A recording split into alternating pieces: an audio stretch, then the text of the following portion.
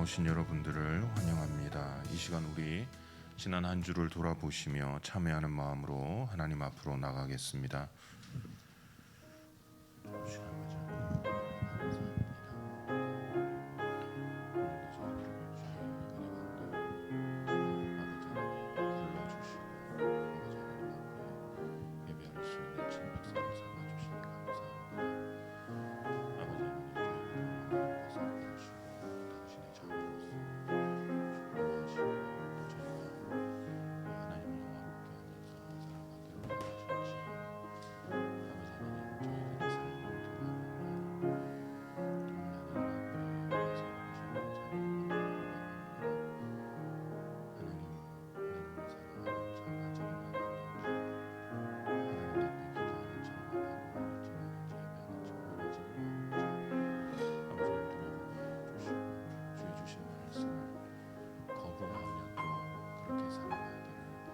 싫어하는 사실 아닌지 아버지 하나님 다시 원하시고 우리의 삶이 정말 하나님께 순종하며 하나님을 따르는 제자로서의 삶을 바르게 살아갈 수 있도록 저희들의 삶을 주장하시고 아버지의 말과 행동과 사도신경으로 신앙 고백하시겠습니다.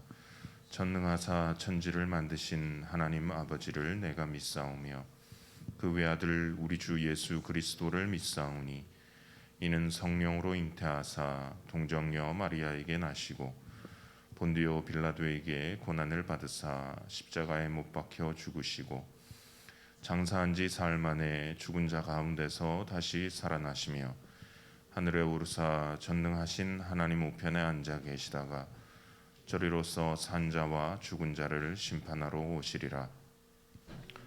믿사오며 거룩한 공회와 성도가 서로 교통하는 것과 죄를 사하여 주시는 것과 몸이 다시 사는 것과 영원히 사는 것을 믿사옵나이다. 아멘. 25장 찬송 부르시겠습니다.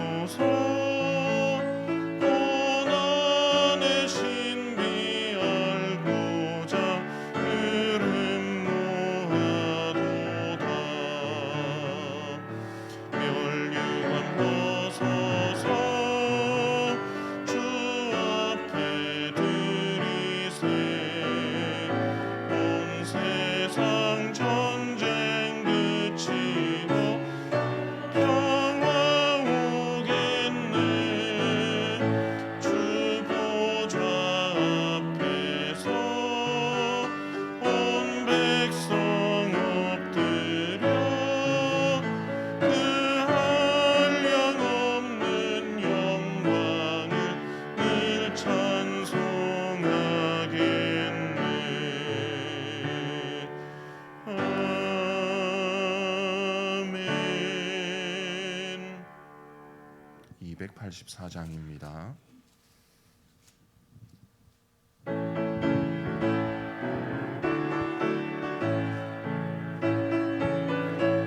함께 함께 박수 치시면서 부르시겠습니다. 오랫동안 모든 죄 가운데 빠져 더럽기가 한량 없던 우리를 아무 공로 없이 물로도 하나님의 자녀 지금 되었네. 주의 그 사랑 한량 없도다. 찬송할지어다 예수의 공로. 주의 그 사랑 찬송할지어다 예수의 공로. 주의 보혈로서 정결하게 씻겨 죄악에서 떠난 몸이 되었고 세상 근심 구름 간 곳 없어지니 하나님의 빛이 영화롭도다. 주의 그 사랑 한량 없도다. 찬송할지어다 예수의 공로. 주의 그 사랑 한량 없도다. 찬송할지어다 예수의 공로. 죄의 깊은 잠과 뜬 세상의 꿈을 어서 깨어나라 나의 친구여. 은혜 받을 날과 구원 얻을 때가 지금 온 세상에 선포되었네. 주의 그 사랑 한량 없도다.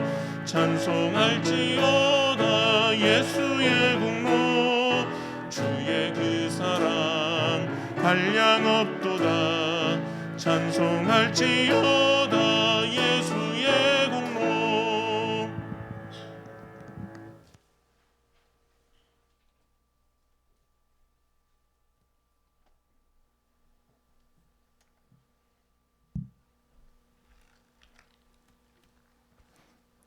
기도하시겠습니다.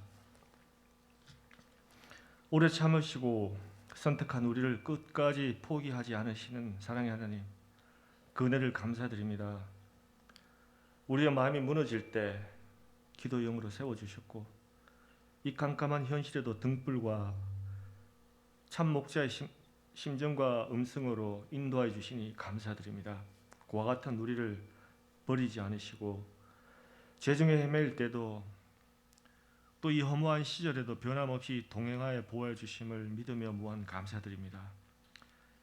이 시간 우리 지난 한 주간을 돌아봅니다. 주님이 찾으시는 참 예배자로 살지 못했음을 고백하고 회개합니다. 연약한 육신으로 부족한 믿음으로 실수하고 실족했습니다.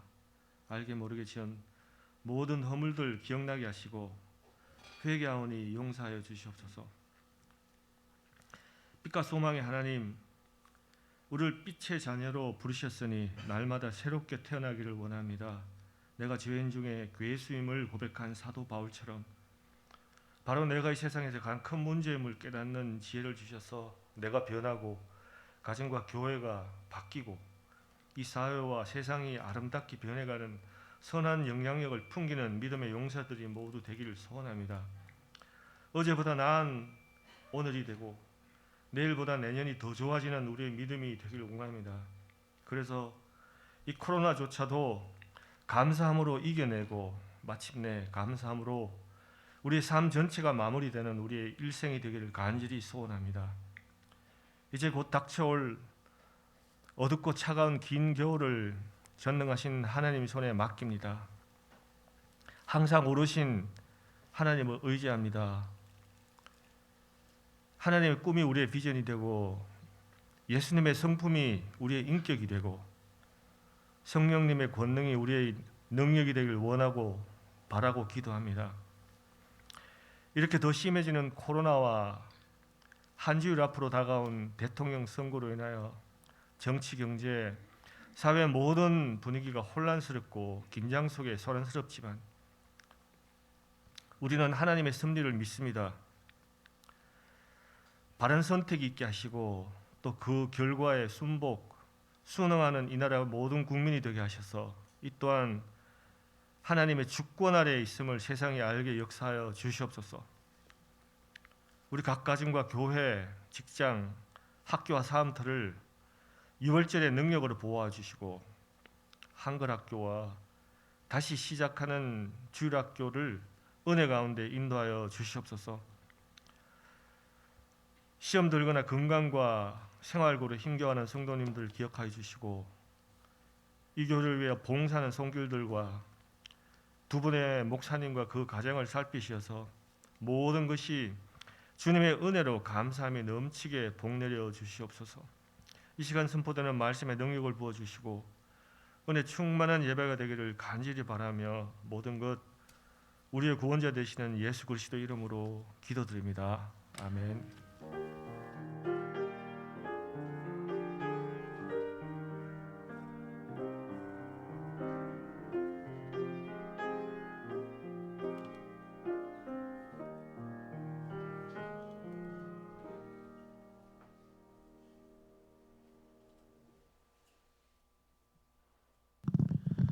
예, 그 뒤에 중간 유문 좀 열어주시죠. 뒤에 계신 분들도 추울 수 있으니까. 예. 아까는 그 현관문을 활짝 열어놓으셔가지고 좀 열으라고 닫으라고 했는데. 예.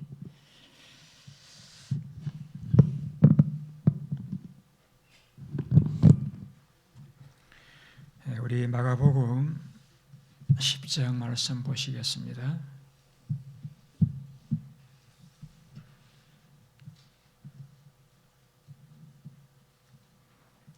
32절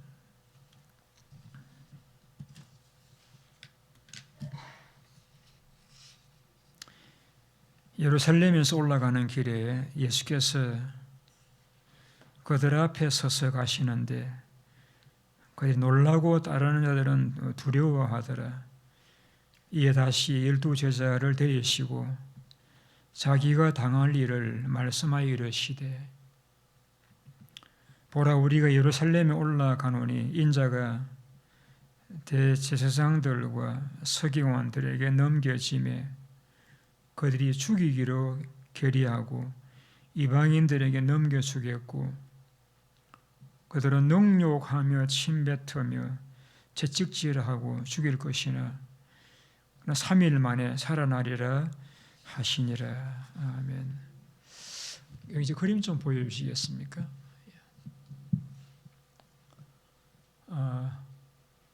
여러분 이 그림 보시면은 어떤 생각이 드세요? 새같이 보입니까? 여자의 얼굴같이 보입니까? 예?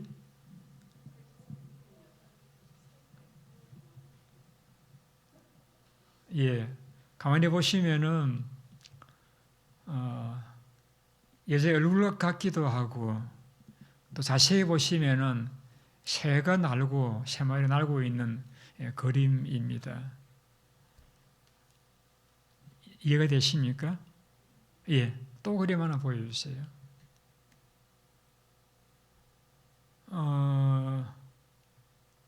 어떤 그림으로 보이죠? 젊은 여자의 뒷모습 같이 보이죠? 아니면 나이 많은 할머니가 모자 쓰고 계시는 모습으로 보이기도 하고요. 두 가지 그림이 다 눈에 들어옵니까? 예, 예, 됐습니다. 예, 가셔도 됩니다. 예. 제가 이 그림을 처음 보고서 참 신기하다라고 생각을 가졌습니다.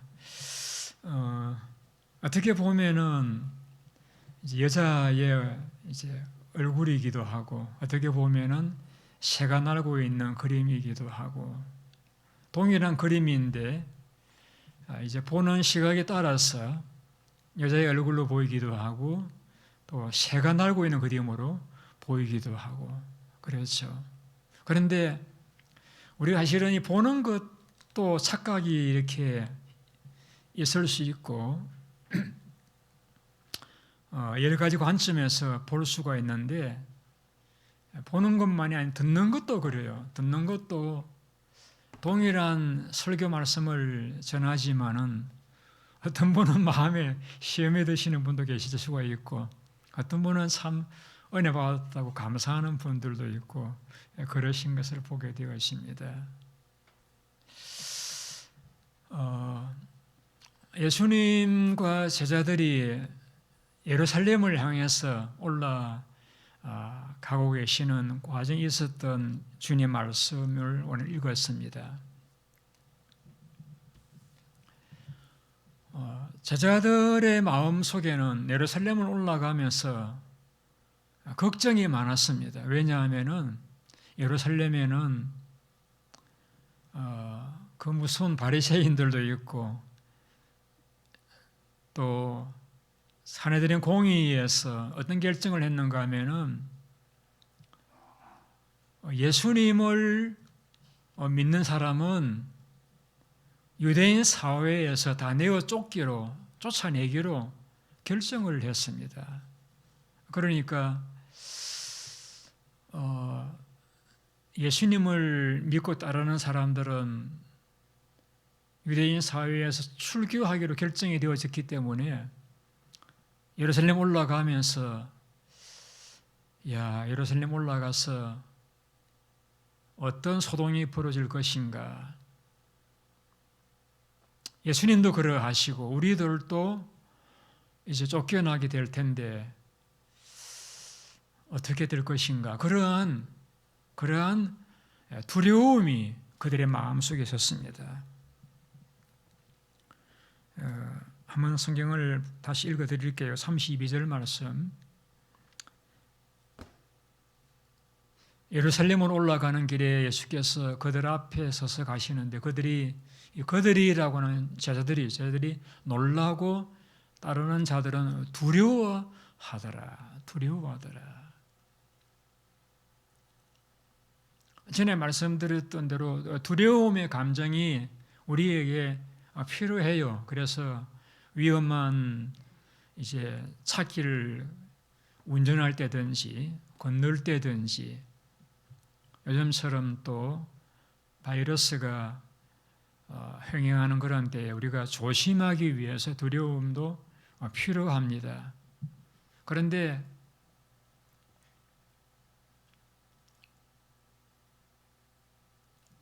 두려워할 필요가 없는 상황에서까지 두려워하는 것은 우리에게 손해가 되는 것이죠. 우리가 예수님의 제자들의 또 예수님과의 이 모든 삶을 잘 알고 있는 우리들로서는 제자들이 괜히 두려워한 것이었잖아요.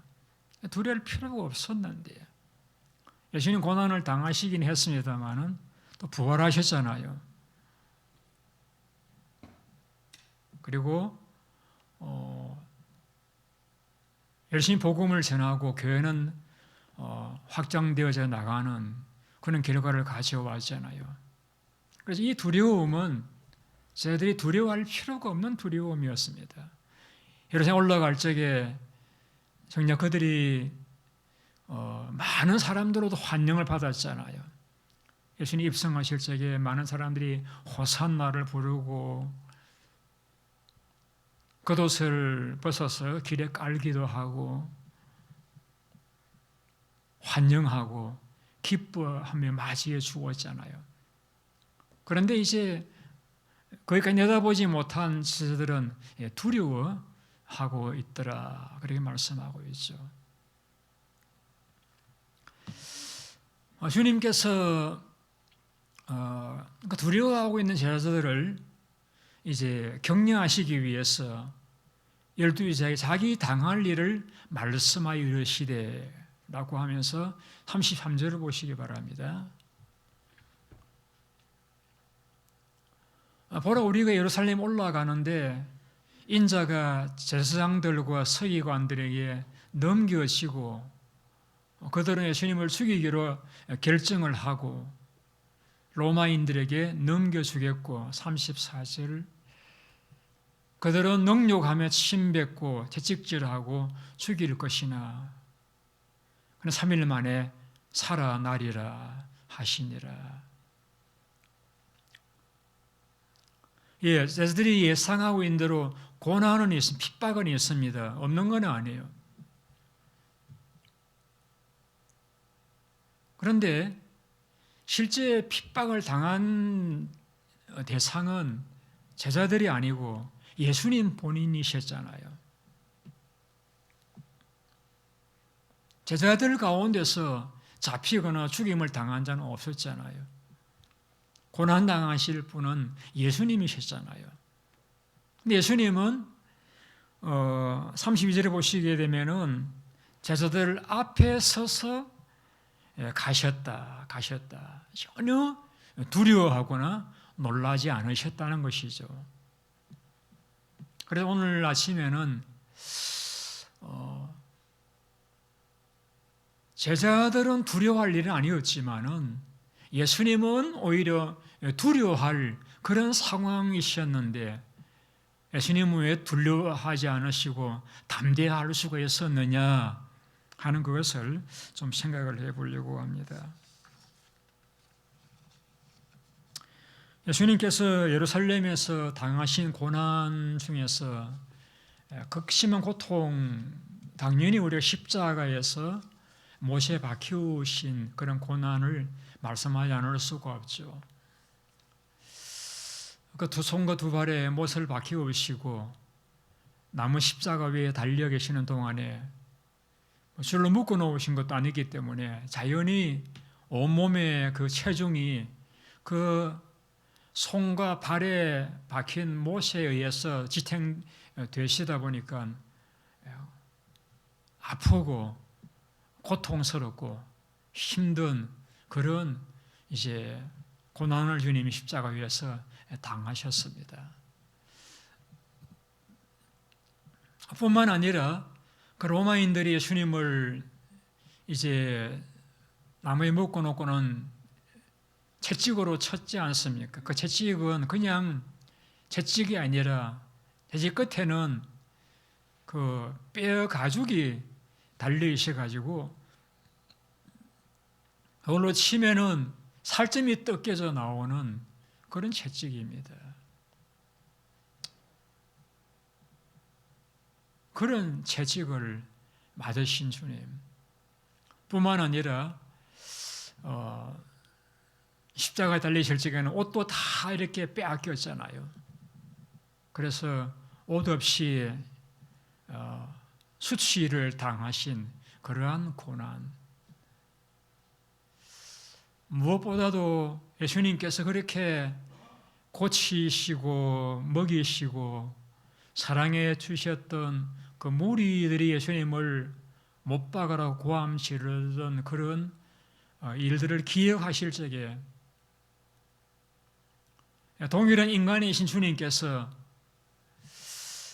그렇게 병든 자를 치료해 주시고 가르쳐 주시고 하셨지만 십자가 못 박으라고 고함 지르는 그 무리들의 그 일들을 기억하실 적에 또 주님 가시는 곳에 우리도 죽으러 가겠다고 말했던 제자들이 한 명도 남지 않고 다 도망을 가버린 그런 배반을 당한, 더구나 실내에서 돈 주머니를 맡겼던 그 제자는 노예 한 사람 값에 해당하는 돈을 받고 예수님을 팔아버리는 그런 배반을 당하신 주님의 그 심적인 고난, 육체적인 고난, 그런 것이 예루살렘에서 주님이 당하신 고난이셨잖아요. 자, 그런 고난이 있음을 아심에도 불구하고 주님은 그 예루살렘을 향하여서 무리들과 함께 올라갈 적에 맨 앞에 서서 조금도 주저하지 않으시고 담대하게 올라가셨잖아요.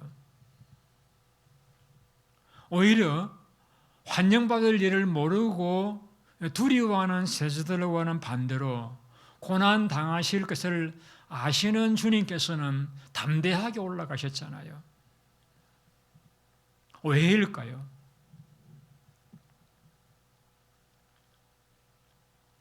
주님은 왜 고난 당하시는지 이유를 아셨잖아요. 고난은 고통스럽고 힘들지만은 그 고난은 오늘 저와 여러분들과 많은 무리들의 구원을 가져오기 위한 대속의 죽음이신 걸 주님은 아셨지 않습니까? 우리도 그럴 때가 있죠. 고난의 이유를 알면은 고난을 견디는데 크게 도움이 됩니다. 그런데 왜 뺨을 맞아야 되는지, 왜 욕을 들어야 되는지, 왜 내가 고난을 당해야 되는지 이유도 모른 채 고난을 당할 때 그 탄식이 욥에게서 찾아볼 수 있잖아요. 경건했습니다. 하나님 앞에 온전한 삶을 살았는데 자신도 병에 걸리고 자식의 생명을 잃고 재산이 그동안 예서 모아둔 재산이 다 사라지고 그런 왜 고난을 당해야 되는 이유도 모를 때에는 참 우리가 견디기 힘들 수 있잖아요. 그러나 주님이 동일한 우리가 인간이라는 측면에서 볼 주님은 고난의 이유를 아셨지 않습니까? 내가 고난 당함으로 죽임 당할 이 많은 사람들이 생명을 얻을 수 있을 것이라고 하는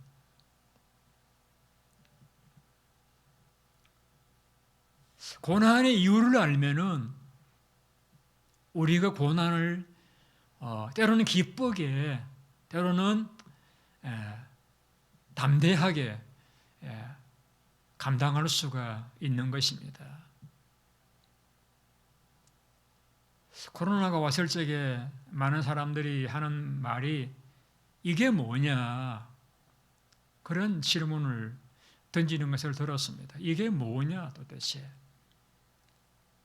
왜 이런 고난이 왔느냐? 왜 이런 불편함이 왔느냐?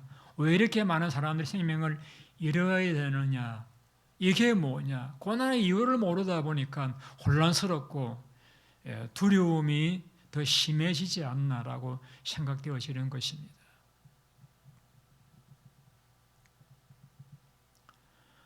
코로나가 왔을 적에 첫 주일날 제가 여러분들에게 우리 교회 나오는 루이스 미국 선생님의 그 이야기를 들려드렸잖아요.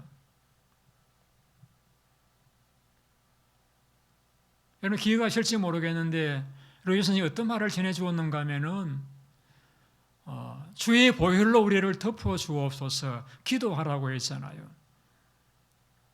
그러니까 코로나가 오지만은 주의 보혈로 덮어달라고 기도하라고 가르쳐 주셨잖아요. 하나님께서 그 루이스 선생을 통해서 그 개인의 생각에서 나온 말이 아니었잖아요. 그래서 재앙이긴 하지만은 우리를 하나님이 지키실 것이라고 하는 말씀을 첫 주일부터 주셨잖아요. 여러분 기억하고 계시는지 모르겠어요.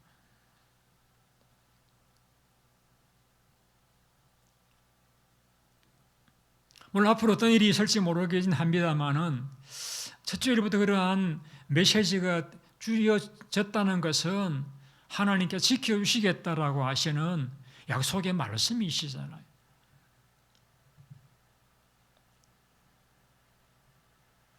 고난의 이유를 알면은 고난을 당했을 적에 두려워하지 않을 수 있습니다. 담대할 수가 있습니다. 그리고 고난을 실제 맞닥뜨리더라도 능히 감내하고 맞서고 또 감당해 나갈 수가 있는 것입니다. 자, 주님께서 예루살렘 올라가는 제자들이 두려워 떨고 있으니까 그들에게 주님이 당할 일들을 말씀해 주시잖아요. 고난을 당하실 것과 부활하실 걸 말씀해 주셨지 않습니까? 이 말씀을 왜 말씀해 주셨죠? 고난만 말씀하신 건 아니었잖아요. 고난의 끝에 예수님 부활이 있을 것이라고 하는 말씀을 주셨지 않습니까?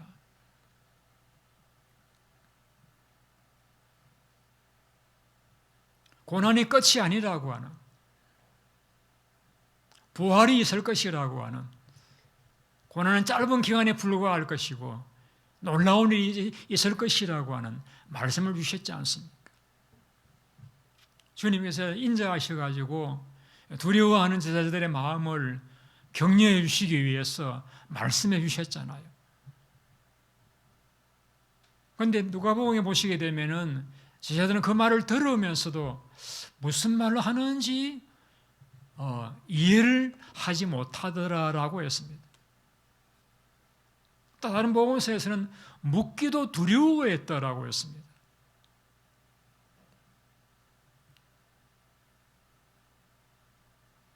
가만히 보면은요, 사람들이 남의 말을 들을 적에 자기 듣고 싶은 말만 듣는 것 같아요. 그래서 듣고 싶은 말만 듣고 관심 없는 말들은 애야 흘려버리는 것 같아요. 주님은 강조해서 말씀하셨던 게 고난이 있을지만은 고난이 끝이 아니고 부활이 있다라고 하는 것을 강조해서 말씀하셨는데 제자들은 고난만 들었던 것 같아요. 그래서 더 두려워하는 것 같아요.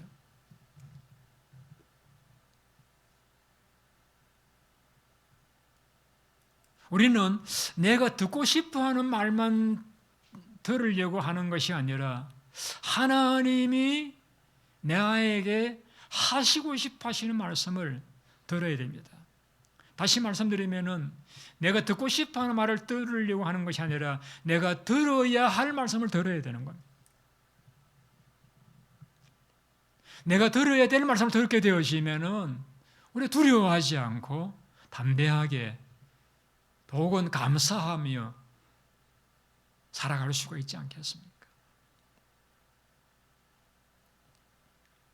그래서 우리가 예루살렘 올라가는 길에 제자들이 주님께서 이렇게 고난을 당할 일과 부활을 말씀하셨던 것과 같이 제자들이 그 말씀을 귀 기울여 들었어야 했었던 것 같이 우리가 많은 사람들이 두려워하는 이 상황 가운데서도 담대하게 살아갈 수 있으려고 하면은 주님께서 우리들에게 하시는 말씀 우리가 들으셔야 돼요.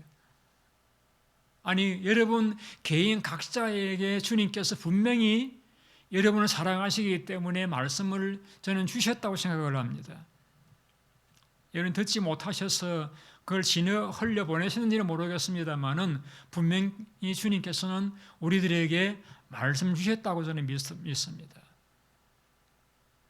귀를 기울여 들어야 돼요. 들어야 돼요. 들어야 내가 삽니다. 쟤들이 이 말씀 들었더라고 하면은 두려워 도망가지 않았을 것입니다. 담대하게 주님 곁을 지켰을 것입니다. 부끄러운 모습을 보이지 않았을지 모릅니다.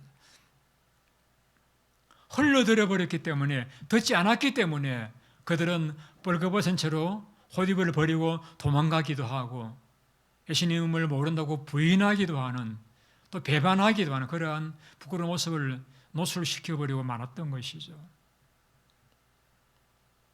그래서 우리가 주님 앞에 나올 때마다 이런 기도가 필요합니다. 오늘도 주님, 저에게 뭘 말씀하시기 원하십니까? 주님께서 저에게 하시고자 하시는 말씀을 들을 수 있는 마음을 달라고요. 들을 수 있는 마음을 달라고. 내가 듣고 싶어하는 말만 들으려고 하는 것이 아니라, 혹은 반대로 내게 상처되는 말만 또 골라 듣는 그런 또 잘못도 저지르지 않고 내 자신을 격려하고 위로하고 살리기 위해 주시는 말씀을 들을 수 있는 은혜를 구해야 돼요. 그래서 들으면은 우리가 삽니다. 주님 말씀했잖아요. 들으면은 산다고요. 들으면은 삽니다. 시편 1편에 주님께서 1편에서 제자가 이렇게 우리에게 말씀 주셨지 않습니까? 복이 있는 사람은 악인의 길을 쫓지 않고 죄인의 길에 서지 않고 오만한 자리에 앉지 아니하고 율법을 주야로 묵상하는 자로다. 말씀을 자꾸 되새기는 자. 참 신기한 것은요, 사람 말은 되새기면은 우리 마음속에 시험밖에 들지 않습니다만은 하나님 말씀은 되새기면은 우리를 살리는 말씀이 되어집니다.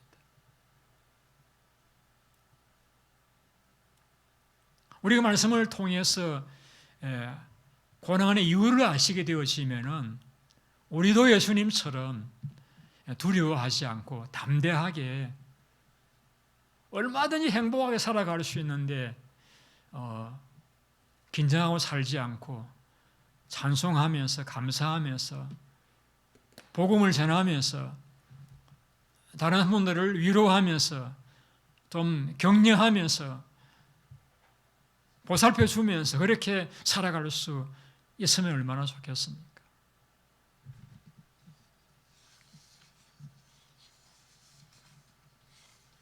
주님께서는 오신 이유를 아셨죠. 고난당할 이유도 아셨습니다. 인자가 온 것은 섬김 받으러 아니라 오히려 모든 사람의 대속물로 자기 목숨을 주시기 위해서 오셨다는 것을 아셨기 때문에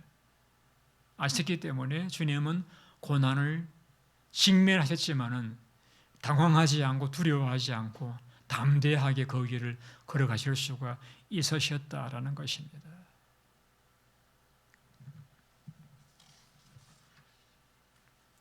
두 번째, 주님께서 어떻게 이렇게 담대하실 수가 있으셨는가? 주님은 고난의 결과를 아셨습니다. 그들이 예수님을 못 받고 채찍질하고 죽일 것이지만은 다시 살아날 것이라고 하시는, 또 성천하실 것이라고 하는 결과를 아셨습니다.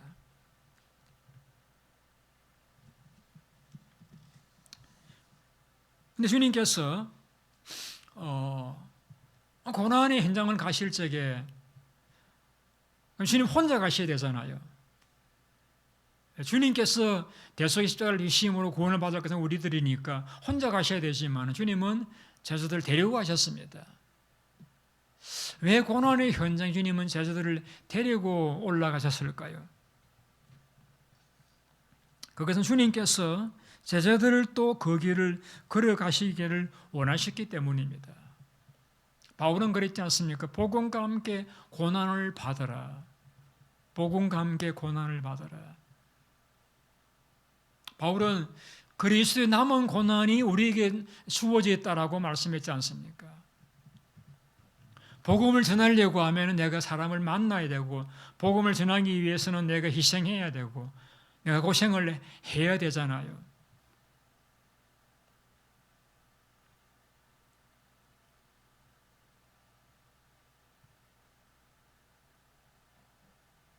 주님께서 고난 당하시면서도 두려워하지 않는 모습을 보여주시기를 원하셨던 측면도 계시겠죠. 주님 고난을 당하시지만은 고난은 끝나지 않고 부활을 가져오는 그런 하나의 과정에 불과하는 것을 제자들이 보고 몸으로 느끼기를 원하셨기 때문일 수도 있죠. 바울이 고백했지 않습니까? 현재 고난은 장차 우리 나타날 영광과 비교할 수가 없다. 주님은 제자들이 고난만 보여주셨던 건 아니고, 그리고 영광의 모습도 변화산에서 보여주시지 않습니까? 부활의 영광도 보여주시지 않습니까? 주님께서만 그 길을 걸어가신 것이 아니라 우리들도 그 길을 걸어갈 적에 담대하게, 기쁘게, 보람있게, 사명감을 가지고 걸어가기를 원하셨기 때문에 제자들과 함께 예루살렘으로 올라가셨던 것입니다. 우리의 인생이라는 것이 이 땅 위에서 잘 먹고 잘 살기 위해서 있는 것이 아니지 않습니까? 우리를 믿게 하신 목적이 내 자신만 잘 먹고 잘 살기 위해서가 아니라 많은 사람에게 복음을 전하라고, 생명의 길을 전하라고. 그렇다라고 하면 이 코로나 상황에서 우리가 힘써야 될 부분은 명확해집니다. 우리는 두려움의 문제를 극복을 하고 나아가서 떨고 있는 사람들에게 평안을 전해주어야 됩니다. 기쁨을 전해주어야 됩니다. 영생을 전해주어야 됩니다. 부활을 전해주어야 됩니다. 그들을 살려주어야 됩니다. 주님이 그 길을 걸어가셨고 주님이 그 길을 보여주셨고 제자들이 그 길을 걸어가게 하기를 원하셨고 우리에게도 그 길을 걸어가기를 원하신다라고 하면은 적어도 6개월이 지난 이 시점에서 저와 여러분들은 이제 두려운 문제는 극복을 하셨어야 돼요. 아직도 그 문제에 매여 계신다라고 하면은 여러분 말씀을 한번 깊이 묵상해 보시면서 여러분들에게 주시는 말씀을 들으셔야 돼요. 우리의 부활이 있잖아요. 영생이 있잖아요. 주님이 함께 하시잖아요. 고난이 끝이 아니잖아요. 조심은 하되 두려워할 필요는 없습니다. 두려워 떠는 이들에게 예수 그리스도의 평안을 전해 주어야 되는 거예요. 그들에게 기도해 주어야 되는 거예요. 이런 때에 이르서 그들을 챙겨주고 살펴주고 도와주어야, 관심 가져주어야 되는 거예요. 주님 그 길을 우리에게 걸어가라고 주님께서 그 길을 걸어가시면서 함께 가셨고 또 그 길을 담대하게 걸어가셨지 않습니까?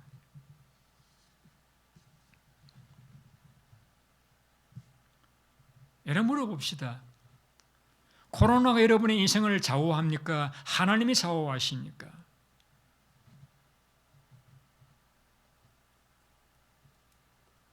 그럼 누구를 더 두려워해야 됩니까? 무엇을 더 두려워해야 됩니까? 진정 하나님께서 허락하지 않으시면은 참새 한 마리가 죽는 것, 사는 것 결정된다는 거 여러분이 믿으신다라고 하면은 우리 그 두려워할 필요 없잖아요, 여러분. 조심은 해야죠. 조심은 해야죠.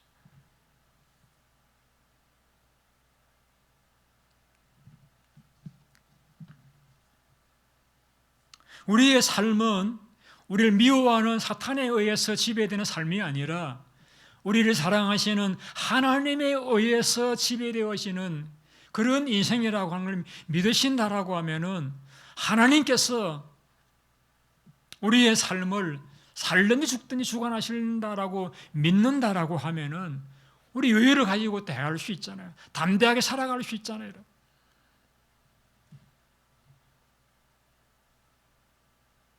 우리의 끝은 죽음이 아니잖아요. 부활이잖아요.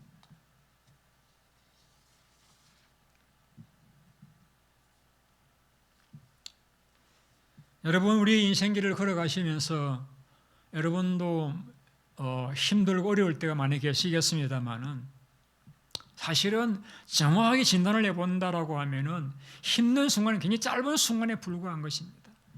우리 그것이 고통이다 보니까 오래 기억되어서 그래요. 사실은 그렇게 긴 시간이 힘든 건 아니에요. 우리는 그러한 생각이 우리를 지배하려고 할 때마다 고개를 흔들고 아니라고. 내가 낙심하고 좌절할 때보다 훨씬 더 감사할 때가 더 많을 것이라고 우리가 찬송하고 기뻐해야 될 것입니다. 여러분 우리가 많은 분들을 대하시다 보면은 어떤 때는 어떤 분들이 기쁘게 반갑게 맞이해 주는 분도 계시고 그렇지 않는 경우도 있을 수 있습니다만 분명한 것은 여러분을 사랑하시는 분들이 훨씬 더 많습니다. 하나님 여러분을 사랑하시잖아요. 천사들이 먼저 믿음의 성도님들이 여러분들을 돌아보시면서 또 여러분 교인들이 여러분을 사랑하시잖아요. 물론 우리가 모래 알갱이 하나만 신발 밑에 들어봐도 불편 느끼는 건 사실입니다만 그러나 사실은 우리를 사랑하시는 분들이 훨씬 더 많습니다.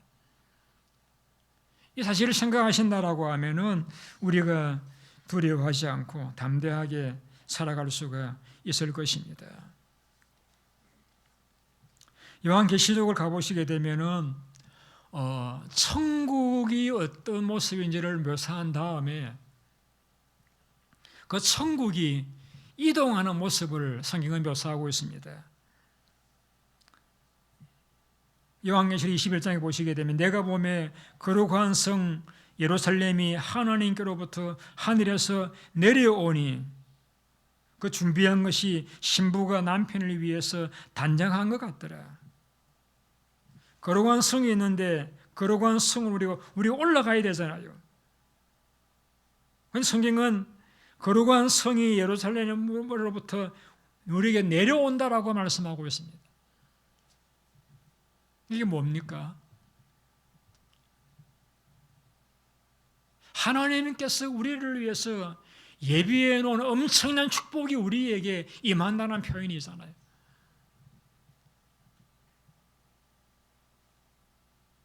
그러한 미래가 우리에게 보장되어져 있는 우리의 삶이라는 사실을 요한은 보고서 기록을 했습니다.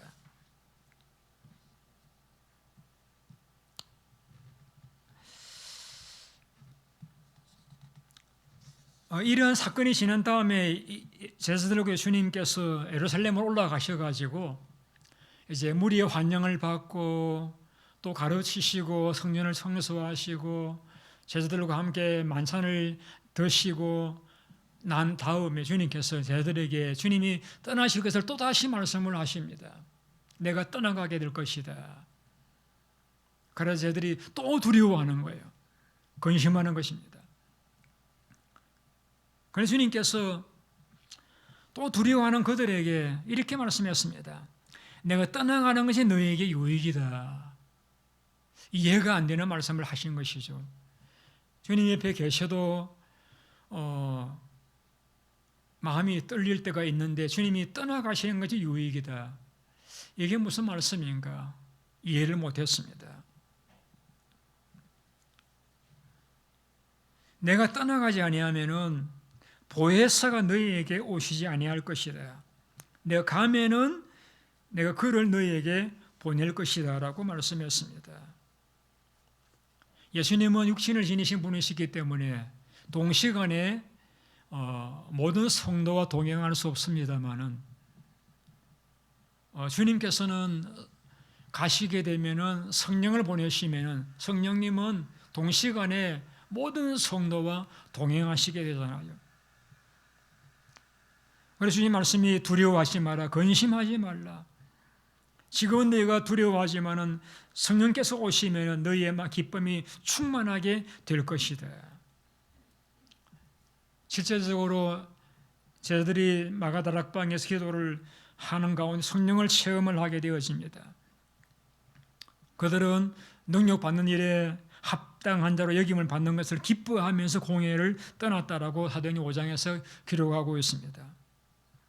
핍박을 당하면서 그들은 기쁨으로 살아갔다라고 기록하고 있습니다. 세상에 이런 일이 있을 수 있습니까? 핍박을 당하는데 기뻐요. 기뻐요.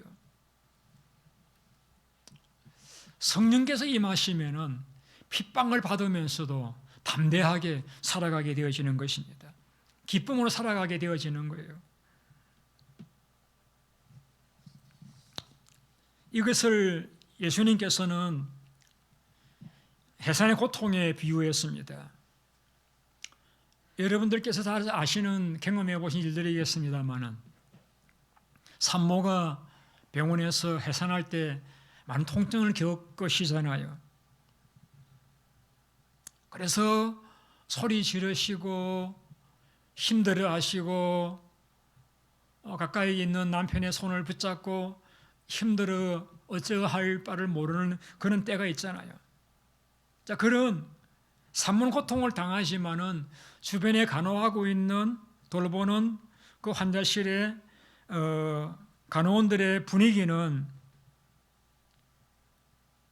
조금만 힘을 더 내시라고, 조금만 참으시라고 그러면서 기대를 불어주잖아요. 산모는 죽겠다고 애를 쓰는데 주위의 사람들은 조금만 참으라고 이렇게 기대를 불어넣어주잖아요. 실제적으로 아기를 출산하게 되어지면은 그리 고통스러워하던 산모도 아기를 안고 기뻐하잖아요. 기뻐하잖아요. 다들 기뻐하고 또 좋아하잖아요. 그런 성령께서 임하시는 그 일이 그와 같을 것이라고 주님은 말씀했습니다. 때로 저도 답답할 때가 있습니다. 그래서 하나님 앞에 엎드려서 기도하고 엎드리고 기다리고 할 적에는 고통스러운 그런 시간들일 때 있습니다. 그러나 그런 시간들이 지나고 나면은 평강이 임하고 기쁨을 경험하잖아요. 여러분도 그러신 것과 같이 주님 나와 함께 하심을 느끼게 되어지고 담대하게 되어지고 말씀을 받게 되어지고 감사하게 되어지고 찬송이 흘러나오잖아요. 그래서 데살로니가전서에서 바울이 항상 기뻐하라고 말씀하실 적에 그 전에 뭘 이야기했습니까? 쉬지 말고 기도하라. 기도하다 보면은 성령이 임하시고 그러면은 우리 마음이 기쁨이 넘쳐나게 된다라고 말씀하고 있는 것입니다. 어떤 전도사님이 장교로 군대를 입대를 했습니다. 그런데 군대 생활이 유혹이 많았는지 타락한 삶을 살게 되었습니다. 그래서 제대를 하고 난 뒤에는 목회자의 길을 그만 가겠다라고 이렇게 포기를 했는데 그걸 아는 분이 자꾸 권면을 해서 자기 교회 전도사로 일을 해달라고 해서 주저주저 하다가 교회 일을 맡았습니다. 그런데 마음적으로는 너무 괴롭죠. 자기가 군대 생활할 적에 믿음 떠난 삶을 살아왔기 때문에 내가 이 일을 할 수 있는 건 너무 괴로웠을 것입니다. 하나님 앞에 하나님 너무 내가 힘듭니다. 저 어떻게 해야 되나요? 하나님 하지 말라고 하시면은 깨끗이 그만두겠습니다. 너무 괴로워하고 있는데 하나님이 이런 음성을 주셨답니다. 그래 괴롭지. 하나님 떠나 살면 그래 괴로운 거야. 하나님 떠나 살면은 비참한 거야. 이제 깨달았으면 되었어. 하나님 떠나 살면은 괴롭고 비참한 것을 깨달았으면 되었어. 이제 하나님의 말씀을 듣고서 펑펑 울었답니다. 주님께서 그러한 자기 과거를 말씀하지 아니하시고 하나님 떠나 사는 삶이 괴로운 걸 깨달았으면 되었어. 다시 해봐. 그 말씀에서 위로를 얻고 다시 하나님 앞에 나아가면서 그는 이렇게 고백했습니다. 하나님, 저는 이제 다른 소원이 없습니다.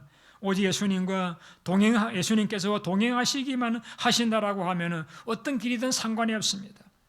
큰 교회 사회가 하든 작은 교회 사회가 하든지 어떤 어려운 길이라도 주님이 저와 동행하시기만 하신다라고 하면서 너무 기쁩니다. 자, 우리가 이 상황에서 점검해 보아야 될 것은 지금 주님께서 내 삶에 동행하고 계시느냐 하는 그 부분입니다. 코로나가 문제가 아니에요. 내 삶에 주님이 동행하고 계시느냐 그 부분을 확인하고 주님이 나와 동행하신다라고 하면은 죽든지 살든지 그거 우리 걱정할 것 아니잖아요.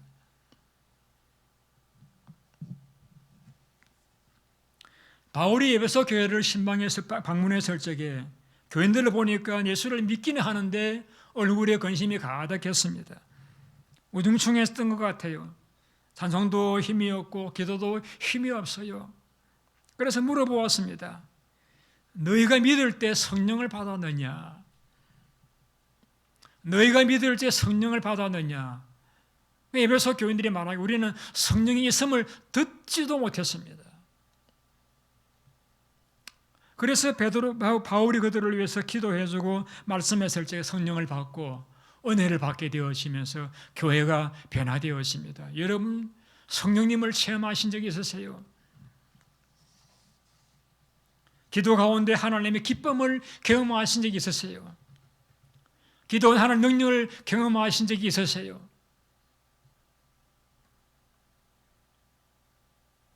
포도나무에서는 포도가 열립니다. 포도가 나무에서 열매를 맺기 위해서 낑낑거리지 않아요.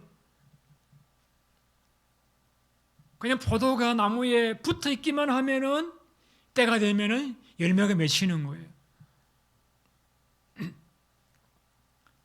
기쁨이라는 것은 내가 기뻐하기 위해서 기뻐해야지 노력하는 것에 있어서 나타나는 결과가 아니라 내가 주님 안에서 머물고 주님과 접붙어 있으려고 노력하고 주님과 하나 되어 살아가려고 노력하시다 보면은 우리의 마음에 결과적으로 기쁨의 열매가 맺히게 되어지는 거예요.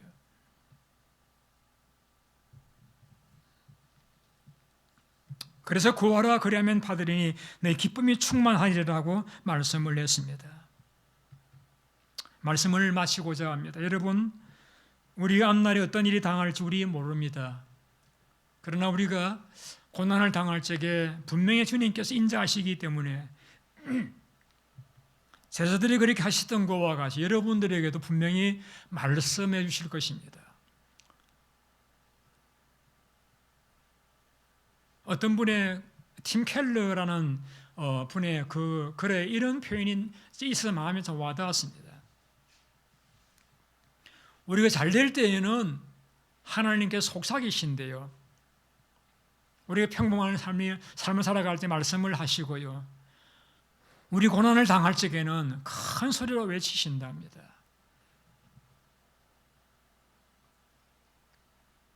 어쩌면 우리가 당한 이 상황은 하나님께서 우리에게 크게 외치시는 그런 때라고 말씀할 수가 있습니다.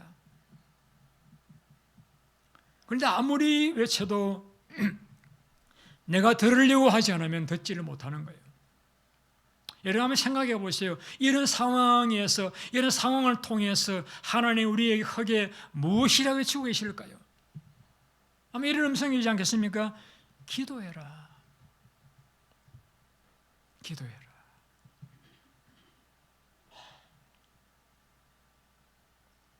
아무쪼록 여러분, 고난만 바라보시지 마시고 고난 이후를 또 바라보시고 부활의 소망을 가지시고 성령으로 기쁨을 체험하셔서 여러분의 살아가시는 하루하루가 이 상황 가운데서도 감사와 기쁨이 넘치는 그런 삶이 되시기를 예수님 이름으로 축원드립니다. 기도하겠습니다. 자비로우신 아버지 하나님, 두려워 떨고 있는 제자들을 위해서 주께서 고난을 말씀하실 뿐만 아니라 고난의 끝에 부활이 있다라고 하는 말씀을 들려주심으로써 그들의 마음을 위로하고 격려하기를 원하셨지만은 불행히도 그들은 주님 말씀을 들을 귀가 열려있지 않아서 고난을 당하는 때 부끄러운 모습을 보이고 말았습니다. 주님, 오늘 우리의 상황 가운데서도 주님 우리에게 분명히 말씀하고 계실 줄로 믿습니다. 오늘 우리 모든 교우들이 우리 각자에게 말씀하시는 하나님의 음성을 들을 수 있도록 들을 수 있는 길을 열어주시기를 원합니다. 듣는 자는 살리라 하는 주의 말씀과 같이 들음으로 우리의 영혼이 살아나서 감사하고 찬송하고 기뻐하고 전도하고 사랑을 베푸는 그러한 교회, 우리 모든 교우님들이 다 되게 하여 주시옵소서. 예수님의 이름으로 기도드리옵나이다. 아멘. 우리 찬송가 336장 드리겠습니다.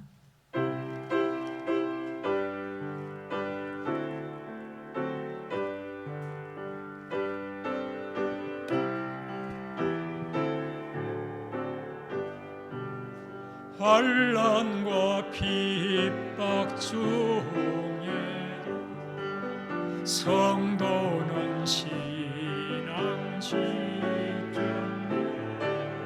이 신앙 생각할 때 기쁨이 충만하도다. 성도의 신앙 죽도록 충성하겠네. 옥중에 매인 성도 양심은 자유하네. 우리도 고난 받으니 죽어도 영광되도다.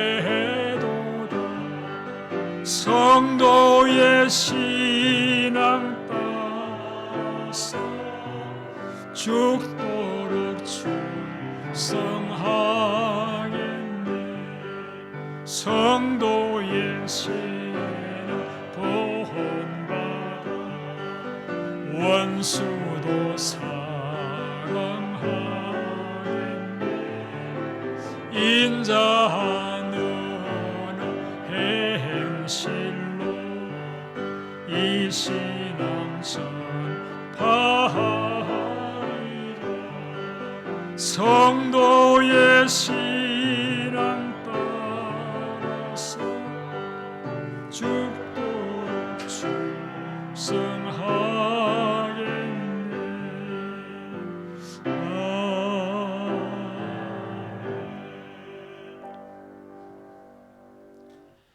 자비로우신 아버지 하나님, 우리 교우님들이 땀 흘려 번 재물 가운데서 구별하여 주님 앞에 혹은 11조로 혹은 감사의 물로 주일 헌금으로 선교 헌금으로 특별 헌금으로 드렸습니다.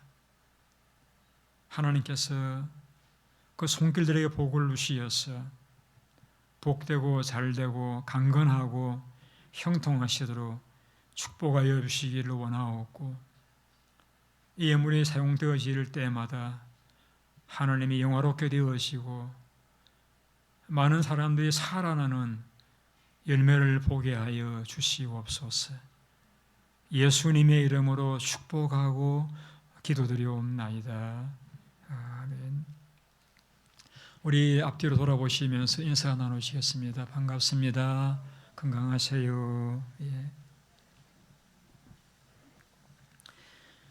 맨하탄의 확진자 숫자가 많이 줄었습니다. 이제 두 자리 숫자로 내려왔네요. 계속해서 줄어들 수 있도록 여러분들께서 기도해 주시기를 바라고, 우리 교우들의 생업이 어려워지지 않도록 기도해 주시고, 또 우리 교우들 건강하시도록 기도해 주시기 바랍니다.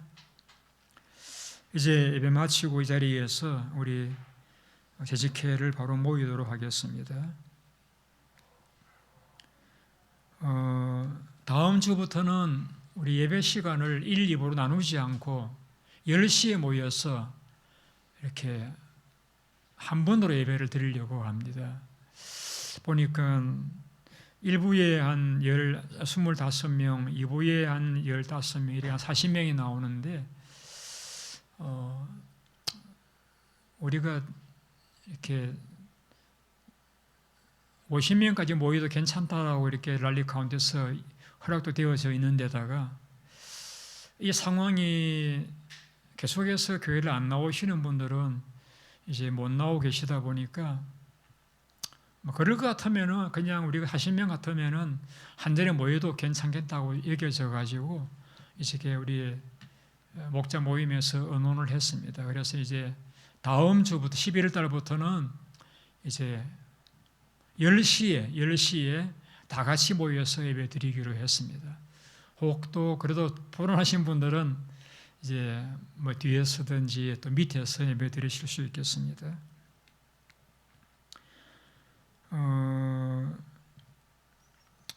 그래서 다음 주부터는 이제 간단하게 그 도나스라 준비를 해서 우리 잠시 좀 멀리 떨어져 앉아서라도 이렇게 얼굴도 보고 이렇게 가시도록 이렇게 할 작정입니다.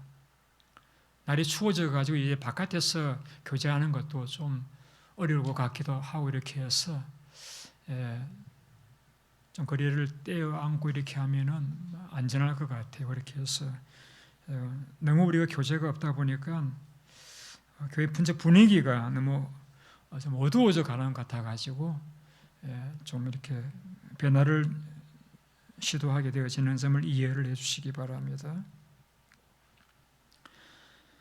다음 주부터 교회 학교도 시작이 되어집니다. 여러분들께서 또 많이 알려주시고 아이들은 가능하면 교육관에 머물도록 이렇게 조치해 주시기를 바랍니다. 다음 주일부터 이제 서머 타임이 끝이 납니다. 그래서 여러분 토요일날 주무실 적에 10시를 9시로 이렇게 1시간 땡겨놓고 주무시면 됩니다. 아니면 그냥 일찍 오셔도 괜찮고요. 우리 다 일어나서 찬송가 2장을 부르시고 예배를 마치겠습니다.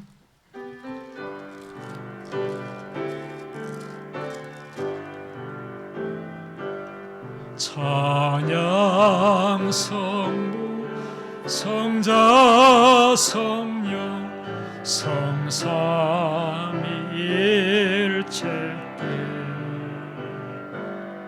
영원 무궁하기까지 영광을 돌리세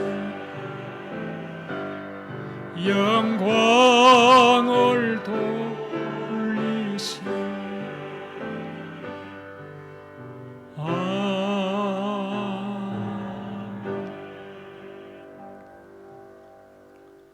이제는 우리를 사랑하시는 우리 구주 예수 그리스도의 크신 은혜와 하나님 아버지의 놀라우신 사랑하심과 성령의 교통하심이 예수님처럼 살아가시기를 소원하시는 모든 주의 백성들 머리 위에와 앞날 위에 지금부터 영원토록 함께 있을지어다.